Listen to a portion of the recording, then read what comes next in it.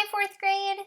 This is your lesson on Chapter 26, France and England at War, Henry V and the Battle of Agincourt. I know that word looks like Agincourt, but it's pronounced Agincourt because it's French.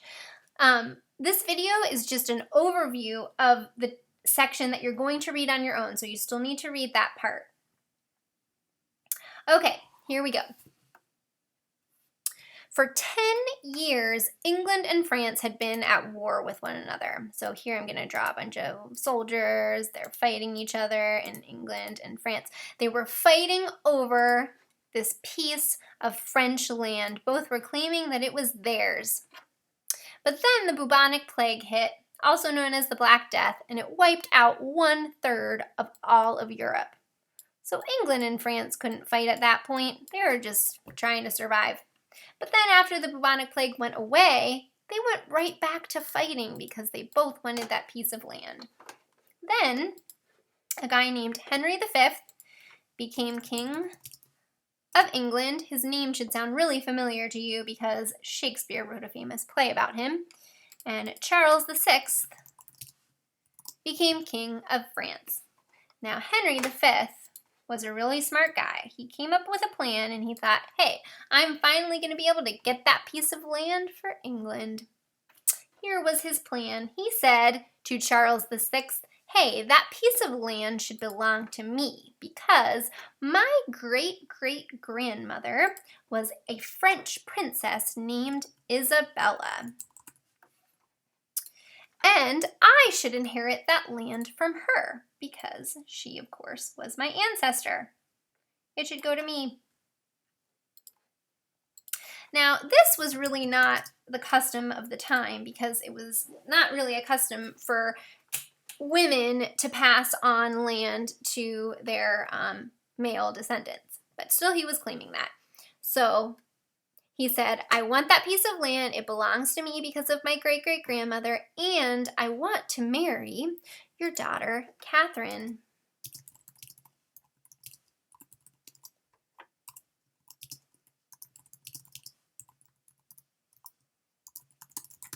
Now, it wasn't that he was hopelessly in love with Catherine. It was all part of his plan. You see, if he could prove that that piece of land belonged to him because it had belonged to his ancestor Isabella, he could then also claim, if he married Catherine, he could claim that all of France belonged to Catherine since she was the princess over all of France, and therefore all of that land should go to any of their children. And therefore, of course, it would belong to Henry V and his descendants.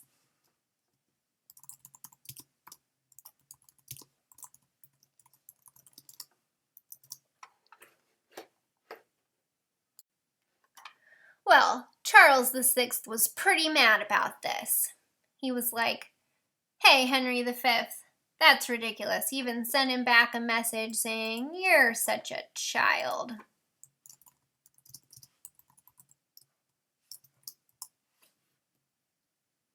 Stop running around threatening France and go play some tennis instead to burn off all that extra energy. So he says, go play some tennis.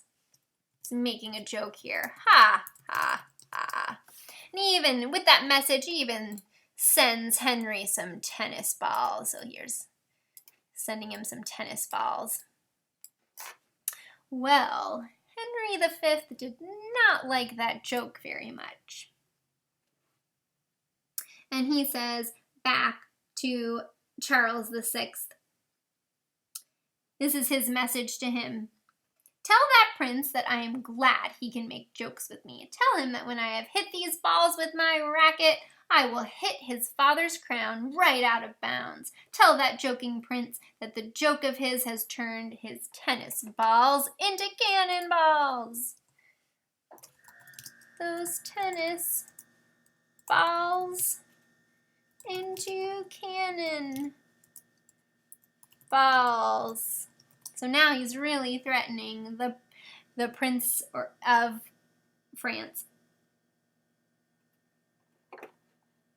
and he's going to send his soldiers, and they're going to invade France. So Henry V and his men go to fight France. Here's the men, and they're going, I'll show them moving closer to France.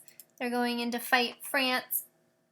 And when they get there, everything starts going wrong. They are defeated in several small battles. The soldiers get really sick, so they're really sad. They're so sick. Their shoes begin to wear out. Poor guys. And then winter starts, so it starts to snow. It's terrible. And King Henry knows that they will not last very long. So he decides that they should retreat, meaning go back to England and try again the following year.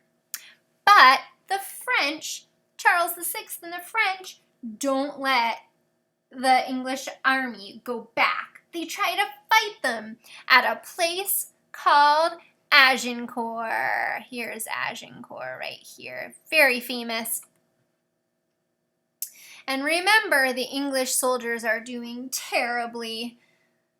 It's looking like the French are going to defeat them.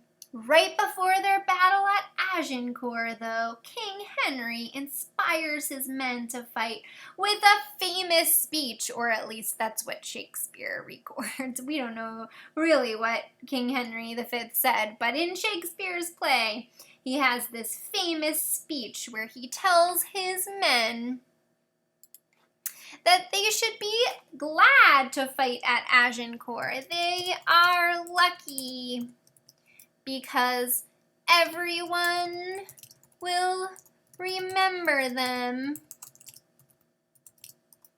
for fighting at Agincourt. And therefore, even the peasants, or vile, the lowest of society, will be like the nobility. Everyone is equal. Because they fought at the Battle of Agincourt. St. Crispin's Day is also known as the Battle of Agincourt. So when you see that term in your textbook, that's what it means. So we, of course, don't know if he really gave this stupendous speech, but we do know that the English won the battle. Amazing. So they were like, yay, we won.